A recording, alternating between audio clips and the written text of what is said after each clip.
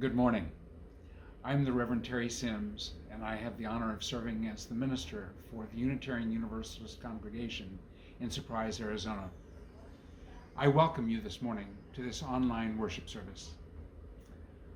I am currently away from Arizona and thus our congregation's building. I am very grateful to our congregation for providing me this time for rest, relaxation, and reflection. While I am away, guest speakers are filling our virtual pulpit, preaching for us each week. I greatly appreciate each of our speakers who bring us their thoughtful, helpful insights and who make it possible for me to be away. I am also very grateful to everyone else who collaborates to make these online services possible, including our musicians, our music director, Debbie Bullens, our Director of Religious Education, Lisa Lawrence, and our church administrator, Catherine Pavick. I have been thinking recently about what sustains us. We enjoy being together, of course, together in person, but that is not the only thing that sustains us. I am visiting family in Iowa right now. I had not seen them for 5 months, and I really missed them. But while we were apart, I had faith that I would see them again, and I trusted that no matter how long we went without seeing each other, that would not diminish our love for each other. I feel the same way about our congregation. Our faith is being tested right now. The news about increasing coronavirus cases and deaths in Arizona and across the country is discouraging, to say the least. The pandemic has already required much determination and patience and persistence from us. We have endured a lot. But to meet this continuing challenge will require more of us. Our precautions were not enough the first time around.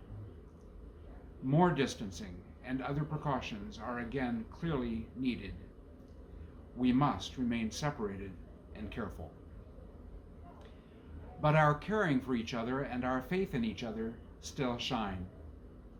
They endure undiminished, as does my love for my family even when we are far apart. Our resolve and resilience as a congregation need to remain strong. We have faith in each other, in the strength of our congregation. We have faith in our future. Trusting in each other, resting in our faith, I welcome you now to be together virtually, to embrace each other in our hearts and our minds, despite time and distance. Come, let us worship together. With its beauty and grace and strength, may this flaming chalice remind us of our highest aspirations, our deepest commitments, and our most earnest intentions. Good morning. Terry has welcomed us. The chalice is lit. I have just lit the peace candle.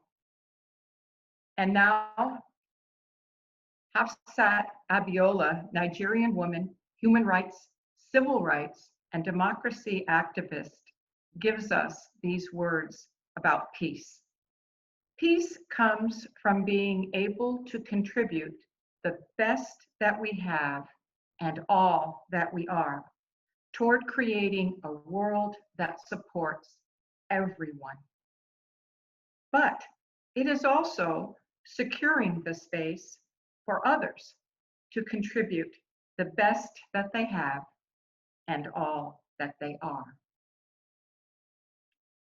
And now we can just sit back, take a breath, while Kent Russell plays a beautiful prelude. Dream a dream your heart and soul believes.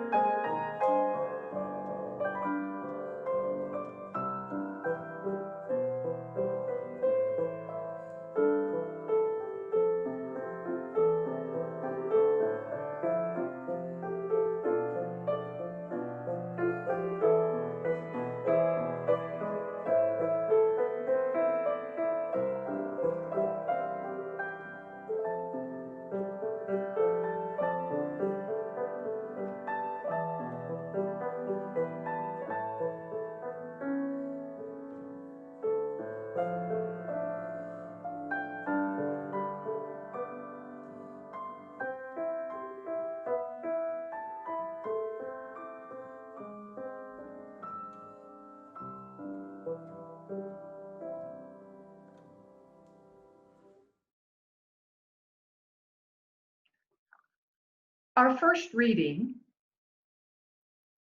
is from Franciscan theologian Richard Rohr. It would be difficult to exist in this time of global crisis and not feel caught between at least two worlds, the one we knew and the one to come.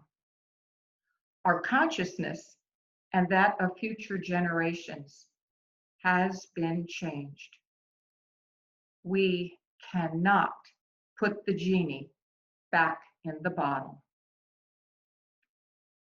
And then this from mystic George Gurdjieff. The only way to get out of jail is to know that you are in it. And this short poem from Franz Kafka. You don't even need to leave your room. Remain sitting at your table and listen. Don't even listen. Simply wait. Don't even wait. Be still and solitary. The world will freely offer itself to you to be unmasked. It has no choice. It will roll in ecstasy at your feet. And finally, an excerpt from the Lakota people's Great Spirit prayer. O Great Spirit, whose voice I hear in the wind, whose breath gives life to all the world, hear me. I need your strength and wisdom. Let me walk in beauty and make my eyes ever behold the red and purple sunset. Make my hands respect the things you have made, and my ears sharp to hear your voice. Liminal space, living betwixt and between. You would be right to say that with the COVID-19 pandemic, shutdown, and economic fallout, murder of George Floyd and its aftermath, we've been struck with a triple whammy that equals liminal space on steroids. But what is liminal space? The word liminal comes from the Latin word limen, meaning threshold.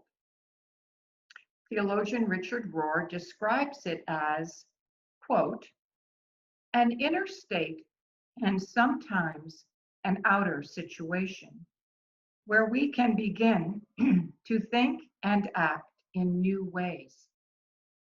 It is where we are betwixt and between, having left one room or stage of life, but not yet entered the next, close quote.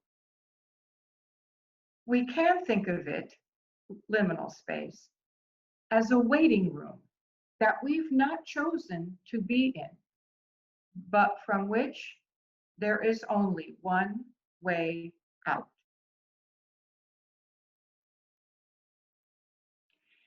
Edward Hopper's painting, Rooms by the Sea, alias The Jumping Off Place, which you now see on your screen, helps me visualize liminal space, both the waiting room and the unknown that lies ahead, just beyond the threshold.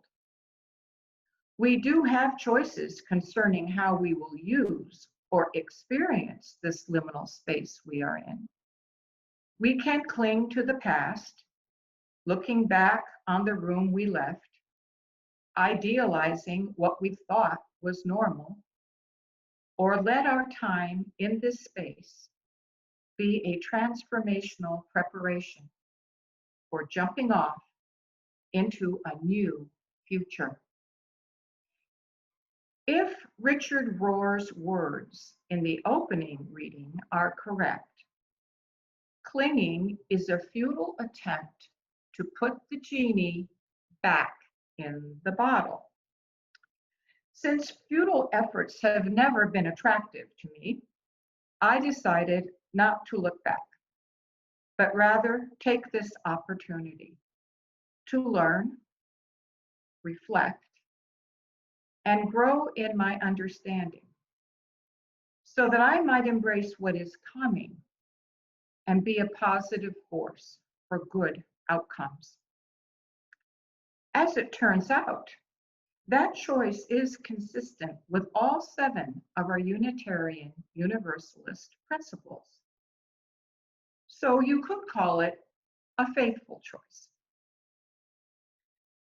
Now, what can happen when we decide to accept where we are with open arms, open minds, and open hearts?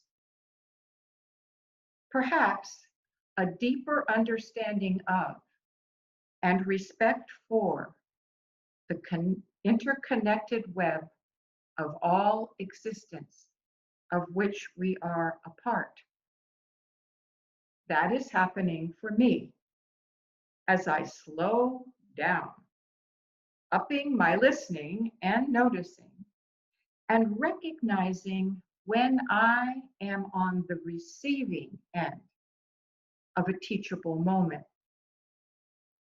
Which brings me to my dove story.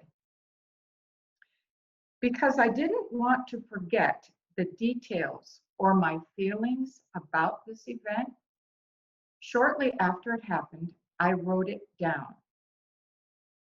Here is Dove Story. In May, it seems male doves have one agenda, and female doves too, though not mostly the same as the males. At least that's what I've discerned from observing them in my backyard and elsewhere. The males are in hot pursuit, with the females mostly avoiding pursuit. On this particular early May day, I had an errand to run, an errand I could run, a welcome task in my COVID-19 stay-home existence. I was getting ready to secure the house and walk out the door. Having put the sliding glass door security bar in place, I turned to walk away, but was stopped in my tracks by a thud. Turning around, I saw gray feathers drifting down to where my gaze fell on what looked at first glance like one dove on the patio floor. As I walked closer, a dove flew up and away, leaving one dove mortally wounded. I was transfixed and resisted the temptation to leave and take care of the body when I returned. Something stopped me from leaving. I knew I needed to stay and witness this death, the final minute or so of this dove's life. Since the one left behind was smaller than the one that flew away, I decided she was a female and perhaps had been trying to escape her pursuer. She lay on her side, eyes closed, chest rising and falling, beak opening and closing, more slowly with each breath. A tiny pool of deep red blood from her mouth, forming on the patio floor. I stayed, barely breathing myself, until she took her last breath. Silly as it may seem, and surprising to me, I grieved, not just at that moment, but throughout the day when I thought of her. Even now, when I remember the privilege of being a witness, I find the feelings of grief and peace strangely commingled. The question that has also stayed with me is, what did the dove have to teach me in her dying? The end. With some distance, I now see that intimate experience as an opening, connecting me to greater things. Not just knowing, but feeling that interconnected web of all creation. The reality of being kindred with creation and living as such.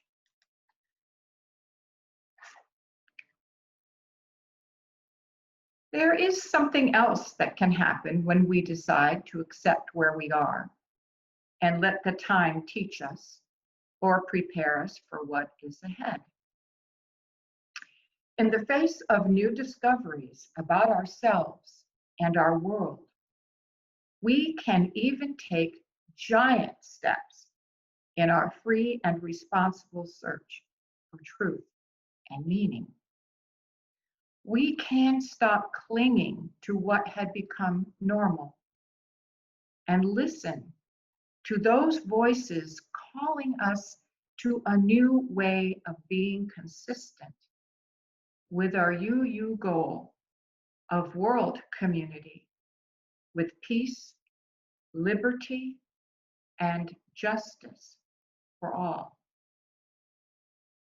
Maya Angelou has become one of those voices for me in her poem she read at the 1997 inauguration of Bill Clinton. This poem came to my attention when my sister Barbara mentioned that she had heard it on NPR and couldn't believe how relevant it was to the threshold that we stand on now. I lost little time in Googling the pulse of the morning, first listening to Maya Angelou read it, and then creating a copy and reading it myself over and over again. Yes, it could have been written today. This invitation to embrace the oneness of everything and cross the threshold into co-creating a new normal.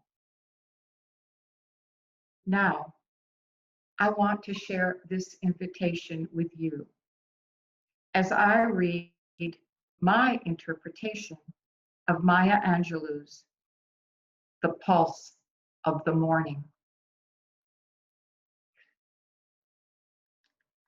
A rock, a river, a tree, hosts to species long since departed, marked the mastodon, the dinosaur, who left dry tokens of their sojourn here on our planet floor. Any broad alarm of their hastening doom is lost in the gloom of dust and ages. But today, the rock cries out to us clearly, forcefully, come, you may stand upon my back and face your distant destiny. but seek no haven in my shadow. I will give you no hiding place down here. You, created only a little lower than the angels, have crouched too long in the bruising darkness, have lain too long face down in ignorance, your mouth spilling words, armed for slaughter. The rock cries out today, you may stand on me, but do not hide your face. Across the wall of the world, a river sings a beautiful song. Come, rest here by my side. Each of you a bordered country, delicate and strangely made proud, yet thrusting perpetually under siege.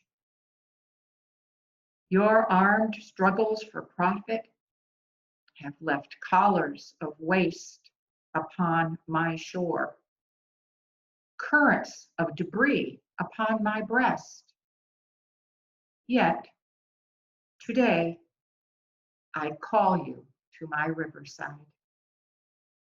If you will study war no more.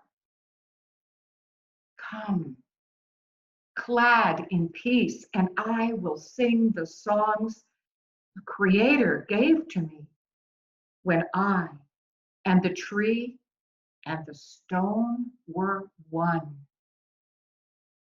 Before cynicism was a bloody sear across your brow, and when you yet knew, you still knew nothing. The river sang and sings on. There is a true yearning to respond to the singing river and the wise rock. So say the Asian, the Hispanic, the Jew, the African and Native American, the Sioux, the Catholic, the Muslim, the French, the Greek, the Irish, the rabbi, the priest, the sheik, the gay, the straight, the preacher, the privileged, the homeless, the teacher. They all hear the speaking of the tree. They hear the first and last of every tree speak to humankind today. Come to me, here beside the river. Plant yourself beside the river. Each of you, descendant of some passed on traveler, has been paid for. You, who gave me my first name, you, Pawnee, Apache, and Seneca, you Cherokee Nation, who rested with me, then, forced on bloody feet, left me to the employment of other seekers, desperate for gain, starving for gold. You, the Turk, the Swede, the German, the Scot, you, the Ashanti, the Yoruba, the Kru, bought, sold, stolen, arriving on a nightmare, praying for a dream. Here, root yourselves beside me. I am that tree planted by the river, which will not be moved. I, the rock, I, the river, I, the tree, I am yours. Your passages have been paid. Lift up your faces. You have a piercing need for this bright morning dawning for you. History, despite its wrenching pain, cannot be unlived. But if faced with courage, need not be lived again. Lift up your eyes upon the day breaking for you. Give birth again to the dream. Women, children, men, take it into the palms of your hands. Mold it into the shape of your most private need. Sculpt it into the image of your most public self. Lift up your hearts. Each new hour holds new chances for new beginnings. Do not be wedded forever to fear, yoked eternally to brutishness. The horizon leans forward, offering you space to place new steps of change. Here on the pulse of this fine day, you may have the courage to look up and out upon me, the rock, the river, the tree, your country. No less to Midas than the mendicant, no less to you now than the mastodon then. Here on the pulse of this new day, you may have the grace to look up and out and into your sister's eyes and into your brother's face, your country, and say simply, very simply, with hope, good morning.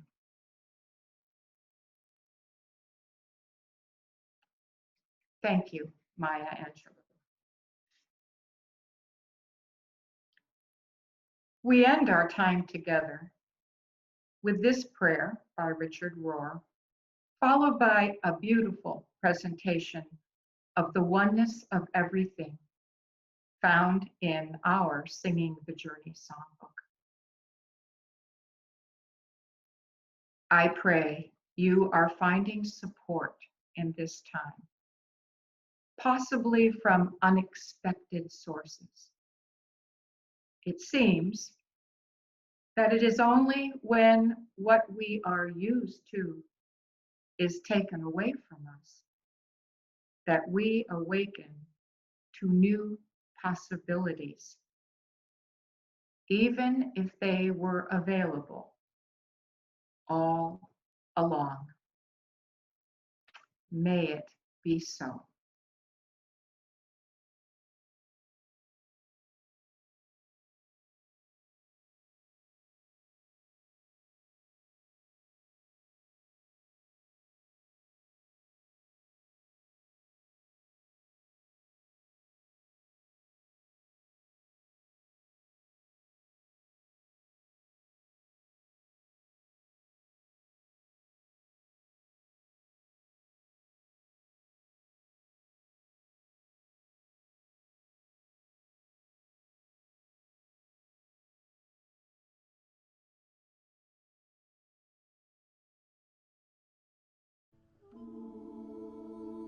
Far beyond the grasp of hands, or light to meet the eye, past the reaches of the mind,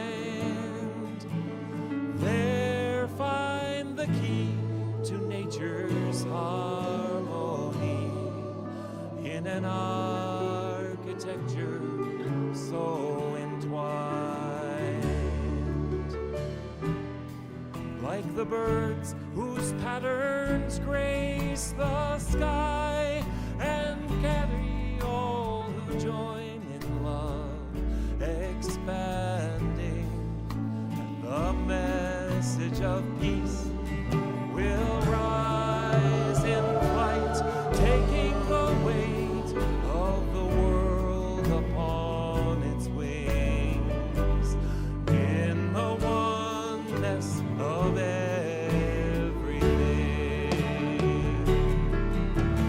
Peace is in the depths and trees, will stand before the first breath of wind is yet received.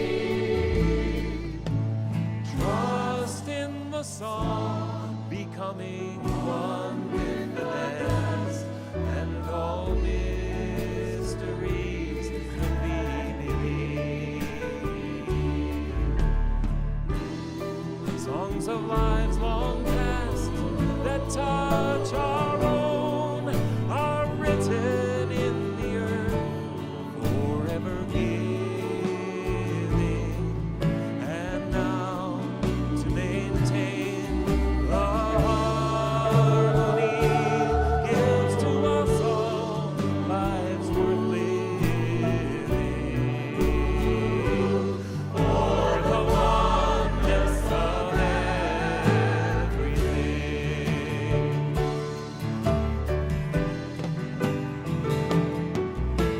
Still we seek to find the truth, that we might understand and reduce to terms defined. Vast and immeasurable time and space, also overwhelmingly design. Oh, passing years, just might I know